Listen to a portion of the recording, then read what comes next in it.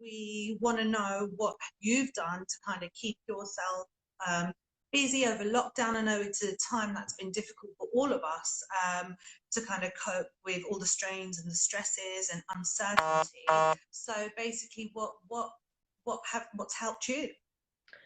So a lot of it for me has been distraction. I spoke literally just a bit just then about how I've been doing a lot of exercise while trying, because it's not natural to me. It's new. But for me, it was mainly distraction techniques like that. I like immersing myself in music, films, trying to socialize still, things like that. In terms of self-care and kind of what I think about it, so I know generally about self-care, we think about things like, oh, it's about doing your skincare, doing your hair, like maybe going and getting your nails done. And even though like I love all things beauty, I think self-care is also about knowing when you're struggling. And that's one of the hardest things to know, because when you're in your life every day and when you're used to that struggle, you don't necessarily realize that it's happening. So self-care to me is that it's like knowing when you're struggling, when to change it and how to change it. But that doesn't necessarily mean it's easy, and it's not something you can always do independently. So my main thing there is, if you've got a good like support network around you, discuss about your life all the time when you can with your friends, because sometimes a different perspective, like, it makes you realize like why you're struggling, and I think that's really important. Yeah, and I think, obviously you're talking to the right person here, because I'm a counsellor therapist, and for me, talking is definitely the way. What advice would you give to people, though, who don't have that strong? I mean, a lot of us are lucky to have people around us that do care for us, but what about the people that don't?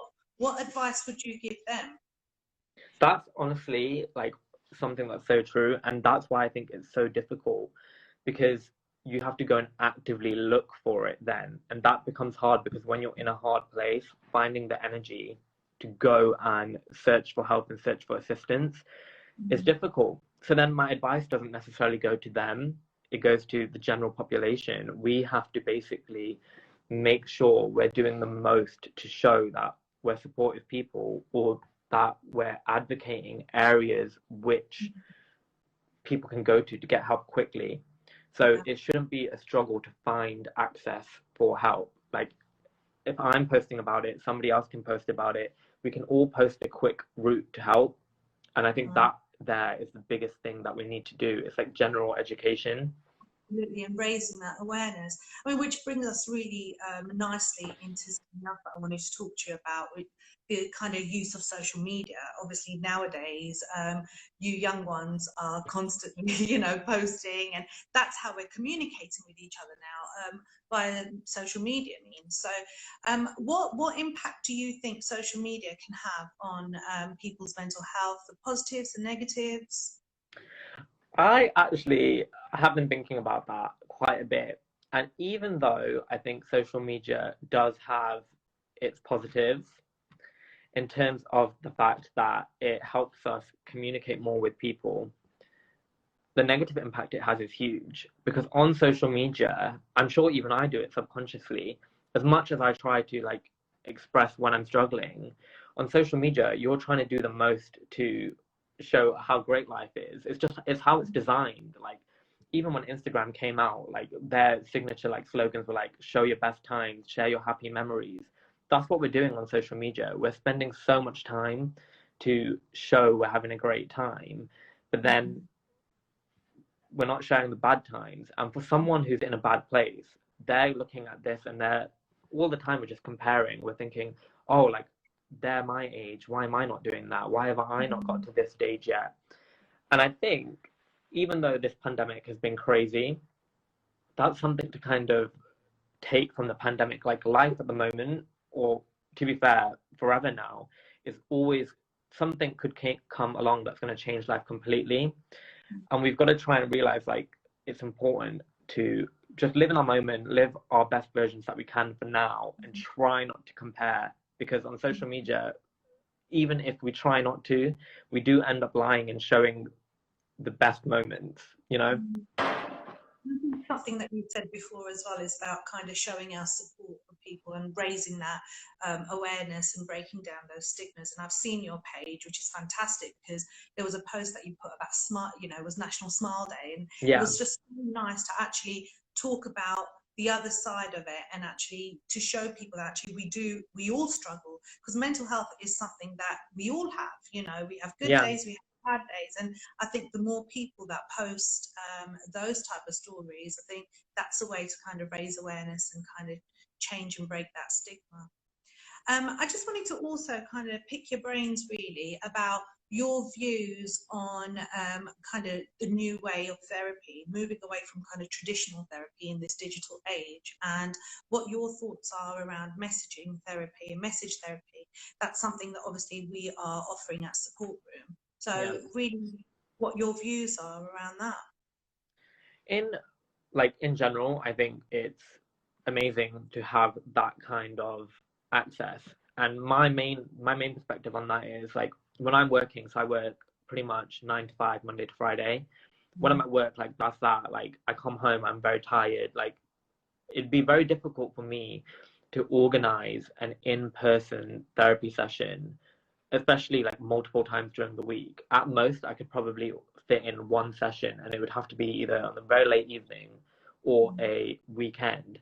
And I'm sure, to be fair, that's the same for everyone. Like, where pretty much the whole world is on this standard working cycle. So having access, which is instant, is important, especially because therapy in general, like the whole process behind it when it comes to cognitive therapy, it's like we're trying to learn new techniques. And if you just hold it once and then you have to just practice it yourself, that's quite difficult. So having consistent support, I think, is important. What I was saying that I like about Support Room is that you'll give access to genuinely trained and qualified therapists. A lot of services in the UK, particularly, even though they're amazing, it's volunteers who've had lesser training, and with that you don't necessarily know that the patients who are accessing that services are getting true therapy. They might be getting immediate help, but will that help them in the long run? Whereas I think access to a true therapist can change lives long term rather than that just short term effect. I think that's a really good point. It's very important to kind of know who you're talking to and what advice you're getting, from, whether it's from the right person or For not. sure. I think definitely a good point that you've made. I mean, do you think that there would be a demographic that would possibly be more inclined to do that? Just your view, really. Yeah, at the moment, I mean, let's be real, social media is definitely the younger population. So I think in general, it would be the younger population that would access online therapy faster. But nowadays, because the whole world has become so technology inclined, even the older population, like they're open to learning and they're open to trying new things. I see it every day at work. So I think this kind of treatment, because like let's call it what it is, it's active treatment. It's not just an online messaging service. Active treatment, I think anybody would be open to use if they can see that it is showing proven results. So definitely something that I'm in full support of. Brilliant. That's great. Thank you so much. Thank you for having us. I mean, is there any other tips and advice that you could give the viewers watching? So I've been going through some stuff. I've got your questions here. Do you want to go through some of them? Yeah. Anything that you feel you want to talk about? There's a couple of things that I don't know which ones you've covered already, and I don't want to.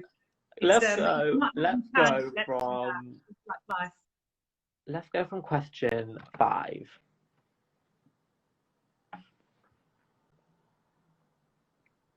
Okay. So, what challenges you faced yourself personally, and how that's kind of impacted your mental health? You've changed it up a bit, Oh, is your list different to mine? maybe. Because on mine, I'm like at the LGBTQ Yeah. plus section. Yes. I mean that is. I mean, how has that been a barrier to your kind of, or impacted your mental health, being from that LGBTQ community? I think personally that for anyone, not just me, being a part of the LGBTQ plus community, it puts you at a higher risk of mental health issues. And what I've kind of researched in general is, and that's just because being a part of this different community, like your life is continuously discussed in the media and in law. So continuously, unlike the cishet population, you're having to fight for your own rights. And in the UK particularly, anything LGBTQ is considered a protected characteristic under the Equality Act. That doesn't necessarily mean because your characteristics are protected that you can live freely. What that means is you can get defense if you are oppressed. And that's why I think people from that community in general are likely to suffer more, because they're continuously having to kind of, in a way, repress themselves because they're scared of being truly open just in case they are oppressed. And I think at the same time, lack of representation in the world is huge, and that's in everything. Lack of representation in teachers, in media, in politics. If your whole life you can't see or relate in something, then of course you're going to feel unvalidated, and you're going to think, well, can I actually be what I want to be? Can I reach any of my aspirations? So then you start internalizing hatred for yourself. And that's something that I think is really big in the community. But talking about representation, like Kamala Harris is the first woman vice president-elect who's also a person of color. If we can keep on getting things like that changing in the world, she literally just said, I think yesterday, she was like, I'm like proof that girls can do this. That's what we need. We need representation so people and so don't. people can kind of identify with those, Yeah. as a South Asian woman myself, to have, I'm not American, but to actually have somebody representing, who looks like me, who's in the White House, is fantastic. And I think it's like that with any minority group that we have. So just going back to the LGBTQ community and like going back to mental health, do you think there's been a change in kind of, I don't know, in acceptance through the years, or more support to have these conversations? What are your views on that? Oh, 1,000%. So I think though, even though things are getting better, it's very Western orientated. So if we think about, let's talk clinical for a moment. So in psychology, they use the DSM to categorize mental illnesses, right? It was like until 1970 that homosexuality was considered a mental illness. So that's changed about 50 years ago. Then let's say in the UK in 2013, gay marriage was legalized. That's very, very recent. But this is all very Western. In like 15 countries, it's still legal to be stoned if you're part of the LGBTQ. In 72 countries, it's illegal to be a part of like a gay relationship. So even though things are a lot better in the Western community, in some countries where things may be a bit more based on religion, it's very different. So we've got to count ourselves lucky, but be aware that not everybody has it as easy as we do. Whilst there's safe places in the world isn't necessarily safe.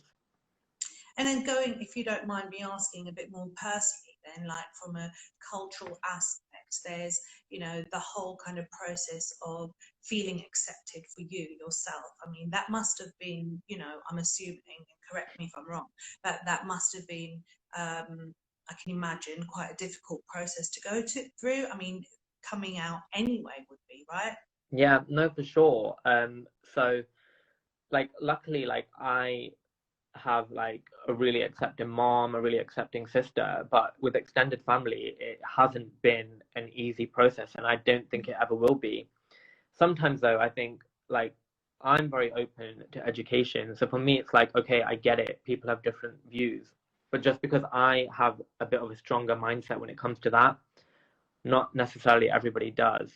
Coming out in general, I feel like I still think it's a bit unfortunate that people have to do that, because it's kind of like where when you're coming out, it's kind of like it kind of gives it like, oh, this is my choice to be this person. Whereas we know that being part of the LGBT community is just who you are. It's what it is. It's not a choice.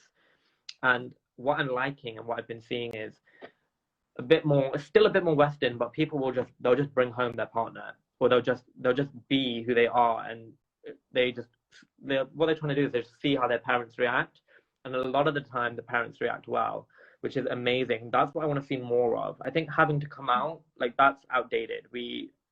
Especially like in the Western world, we don't need that no more. It's just like, be who you are, and hopefully things will work out well. If they don't, luckily, especially in the UK, there are safe places for you. It's sad that those safe places have to exist, but I think to think of. you made a really, really good point, and I think, not just in the LGBTQ community. I think generally, if we take it back to mental health, the importance of being who you are and acceptance of who you are, whether you're black or gay or whatever, just accepting who you are is the first step to kind of moving forward and kind of embracing life, and flourishing the individual that you are. So there's some obvious misconceptions when it comes to LGBTQ and kind of mental health. Like, what are your what's something that you would like to kind of, outside the community, some misconceptions that you would like to kind of talk to people who don't understand the community a little bit more about? What would be the one thing that you'd like to? I think you made a really good point there, actually, that I think that's a good misconception, that the whole coming out thing that some people. Is there anything else like related to mental health that you would like to add? Yeah, perfect. I feel like, from my opinion, the main misconception in what I see is, because we live in a world that the LGBTQ have to still defend their rights so actively, people will automatically think that that's their defining feature. Like, oh, like, he's still going on about gay rights, like that's all he cares about, or like that's all he is. And it's more than that. So just because we're having to still defend our rights because oppression still exists, doesn't mean that that's a defining character or defining trait. There's more to us that's deeper than meets that superficial surface. And I think that's the main thing there. Like, just because we have this title of the LGBTQ, like, that's not what we are. We're still people. Yeah. Like, we're not just. You can get, and 100% agree with you, because even as, for example, I'm a mum, and I'm not just a mum, so many other things, and it is that kind of breaking those barriers of kind of labeling and slotting people in kind of brackets. 100% agree. Like, I think you're like really right on the ball there when you talk about labels, and I think that's why some of the LGBTQ still struggle so much. So we are in a world which is naturally based on stereotypes, right? So as soon as we're born, it's like, oh, you're a boy, you like blue, you're a girl, you like pink, you like playing with Barbie. Then the gay, or basically the whole LGBTQ community, they're forced into these stereotypes of the natural world. And their whole life they're trying to fit into this bubble that's been assigned to them. So then as they grow older, one, they've already got this internalized hatred because something's been forced onto them. Two, they're then struggling because they then have to unlearn everything. And unlearning is such a process, because if you're not in an environment which is supportive of who you actually want to be, you're having to unlearn just completely on your own. And that's difficult. I feel like that then results in a lack of self, a lack of self-image, a lack of self-confidence, because you've learned that everything you are is wrong, and you're having to unlearn that. So people who are part of the cis het community, who've had their whole life like kind of written out for them, and they fit that narrative, they go feeling so confident that they are who they are. But then for someone like me, or someone a part of this community, their life's been written out for them, and they're like, I don't fit any of this story. What's wrong with me? And that's so difficult, in my opinion. And going back to what you were saying about having people who support you, who are there for you, who can kind of be with you through those times and those struggling moments, it's just so important. But again, going back to what I was saying to you, that not everyone has, you said your mum and your sister are really supportive, and that's amazing. Some people don't. No. And what and that's heartbreaking, you know. And what advice would you have for anyone who doesn't have that support network, you know, to go and talk to? What could they do in, like, when they're feeling alone and Yeah. nobody understands? So even it's unfortunate, but in my opinion, I say continue to be who you are, but you got to be safe. And that's a really sad thing to say. You do have to be safe though, because if you're being as expressive as you want to be in an environment which is very oppressive, and you're going to end up hurt, like I'd recommend trying to avoid getting hurt in the short term, but work in the background on somewhere where you'll end up in a safe space where you can be yourself and flourish to the most. So that involves a lot, and it has done for years now, that being a part of the LGBT community online rather than in person, which is, I hate saying that, it's one of the saddest things ever, but unfortunately for some communities, especially cultural, that is kind of the way at the moment to break out of it. Yeah. But I guess, you know, that's where social media could be a positive, where you can see role models who are, you know, who are open to talk about it, who are accepting, and there's loads of people like yourself, you know, who you know, a role model to other people. And that's where, you know, we were talking about social media and like the pros and cons, but this is where the pros come in for many of like our group, minority groups, whether it be females who you know, going through oppression, people from LGBT, people from different races, and it's about kind of using that as a support system, really. Yeah, so we spoke about representation, and even though now we're getting representation in the real world, social media was the first place where people could get representation without having it directly in front of them. And I think that's a huge positive of social media. Like they could feel validated, like, and access that themselves. I think that it's been a really interesting conversation, Hassan. Thank you so much for being so honest and kind of open. It's been such a pleasure talking to you. It's been great, and hopefully we can have more discussions at some point too. Yeah, and I look forward to, I know you guys are going to do more lives with people who've got different interests and different accesses to healthcare. So I'd love to see those as well, because people obviously have such different inputs. So it'd be really good to hear. Brilliant. Thank you so much, and we will definitely be in touch. All right, talk to you soon, okay? Thank you. Bye-bye. Bye. All right, guys, thank you so much for listening. I hope that kind of all made sense. Pretty much the way to kind of, well, the way I kind of want to finish this is my support room is really great. They are going to be open from January and give you access to a therapist all online, which is really good to hear. And lastly, talk to people if you can, if you're struggling. And you don't have to talk to a friend, you can talk to me. And I'm sure if you access my support room, you can talk to them and hit up pretty much anyone on my followers list.